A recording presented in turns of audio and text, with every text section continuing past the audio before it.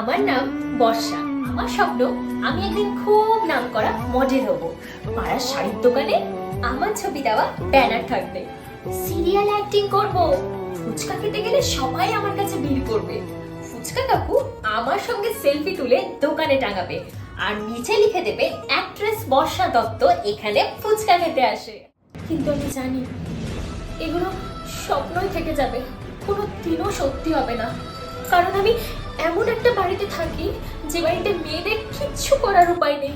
মেয়েরা শুধু ঘর সংসার করবে, রান্না শিখবে, তারপর একদিন পট করে বিয়ে হয়ে যাবে।